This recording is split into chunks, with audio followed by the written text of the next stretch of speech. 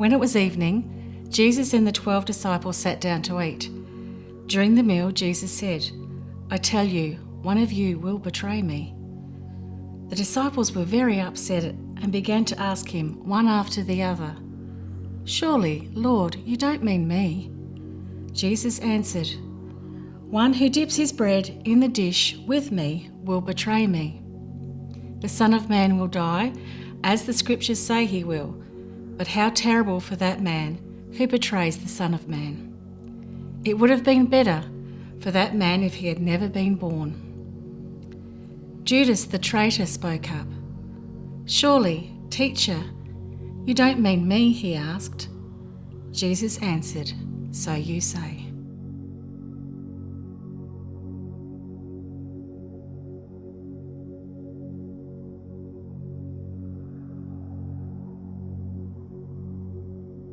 When he arrived at the place, he said to them, "Pray that you will not fall into temptation." Then he went away from them about a stone's throw away and knelt down and prayed. "Father," he said, "if you will, take this cup of suffering away from me. Not my will, however, but your will be done."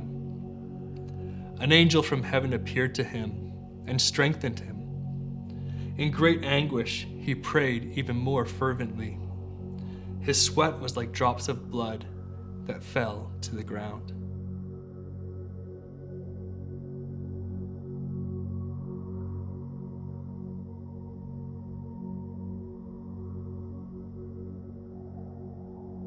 Then he returned to the 3 disciples and found them asleep.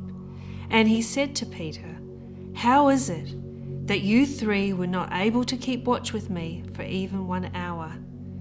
Keep watch and pray that you will not fall into temptation. The spirit is willing, but the flesh is weak." Once more, Jesus went away and prayed, "My Father, if this cup of suffering cannot be taken away unless I drink it, you will be done." He returned once more and found the disciples asleep. They could not keep their eyes open. Again, Jesus left them, went away, and prayed the 3rd time, saying the same words. Then he returned to the disciples and said, "Are you still sleeping and resting? Look, the hour has come for the Son of Man to be handed over to the power of sinful men. Get up, let us go. Look, here is the man who is betraying me."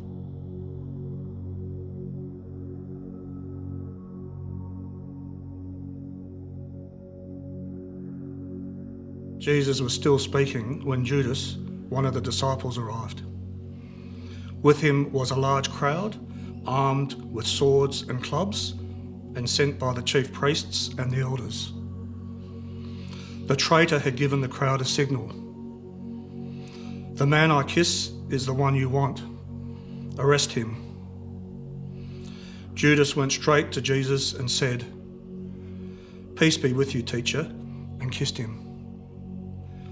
Jesus answered, "Be quick about it, friend." Then Jesus spoke to the crowd.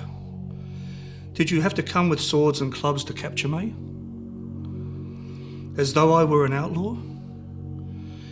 Every day I sat down and taught in the temple, and you did not arrest me. But all this has happened in order to make what the prophets wrote in the Scriptures come true." Then all the disciples left him and ran away.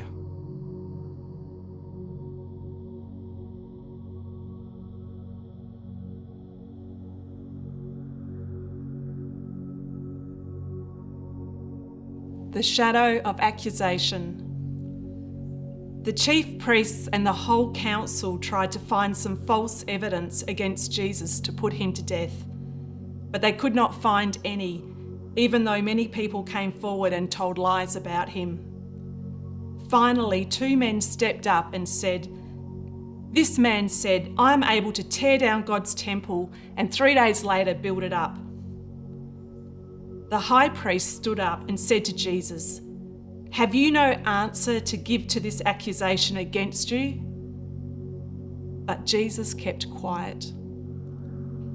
Again the high priest spoke to him. In the name of the living God, I now put you on oath. Tell us if you are the Messiah, the Son of God. Jesus answered him, So you say. But I tell all of you, from this time on, you will see the Son of Man sitting at the right hand side of the Almighty and coming on the clouds of heaven. At this, the high priest tore his clothes and said, Blasphemy! We don't need any more witnesses. You have just heard his blasphemy. What do you think? They answered, He is guilty and must die. Then they spat in his face and beat him. And those who slapped him said, Prophesy for us, Messiah. Guess who hit you?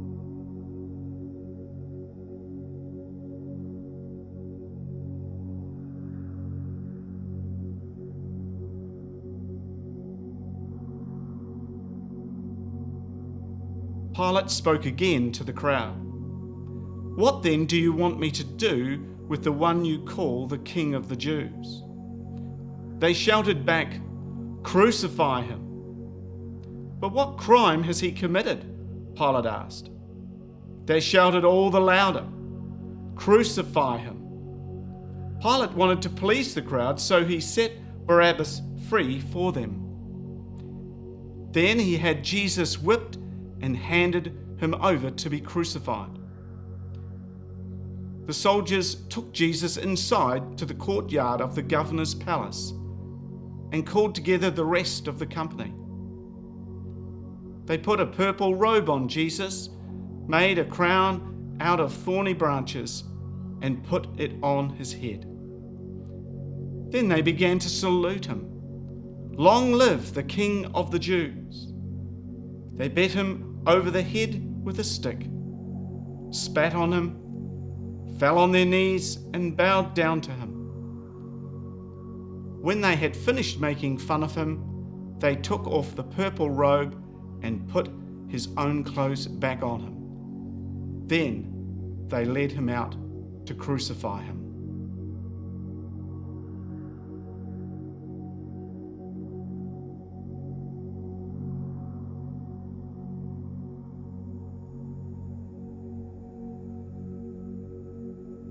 When they came to the place called the Skull, they crucified Jesus there, and the two criminals, one on his right and the other on his left. Jesus said, Forgive them, Father. They don't know what they're doing. They divided his clothes among themselves by throwing dice. The people stood there, watching while the Jewish leaders jeered at him. He saved others. Let him save himself if he is the Messiah whom God has chosen.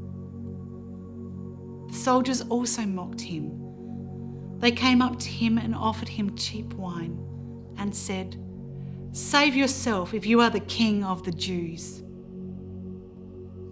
Above him were written these words, This is the King of the Jews. One of the criminals hanging there hurled insults at him. Aren't you the Messiah? Save yourself and us. The other one, however, rebuked him, saying, Don't you fear God? You received the same sentence he did. Ours, however, is only right, because we are getting what we deserve for what we did. But he has done no wrong. And he said to Jesus, Remember me, Jesus, when you come as King. Jesus said to him, I promise you that today you will be in paradise with me. It was about 12 o'clock when the sun stopped shining and darkness covered the whole country until 3 o'clock. And the curtain hanging in the temple was torn in two. And Jesus cried out in a loud voice, Father, into your hands I place my spirit. He said this and died.